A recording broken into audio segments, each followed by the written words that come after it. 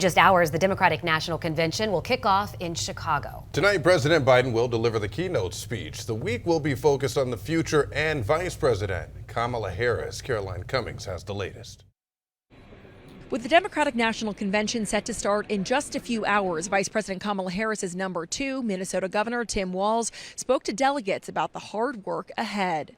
We are going to leave it all on the field. We're going to knock every door that needs to be knocked. We are going to have no regrets on this. As Harris gets ready to accept her party's nomination later this week, a CBS News YouGov poll shows she has opened up a 3-point lead nationally over her Republican rival, former President Donald Trump. But she is effectively tied in the battleground states that are likely to decide the race. With Vice President Harris and Tim Walz leading the ticket, I think it's really finally showing that the Democratic Party is truly committed to being the forward-looking party. But the poll also showed that more than a third of registered voters say they don't know what Harris stands for.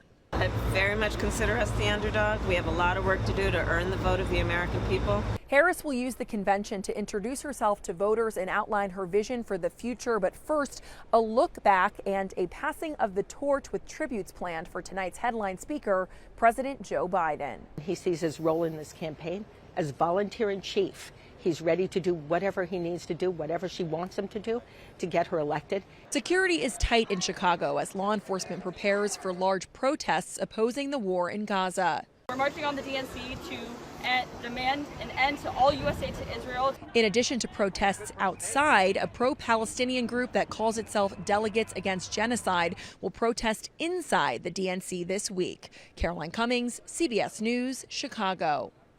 The Democratic Party released its platform ahead of the convention. It includes support for raising the federal minimum wage to $15 per hour, making the child tax credit permanent, and protections for IVF and abortion services. And polls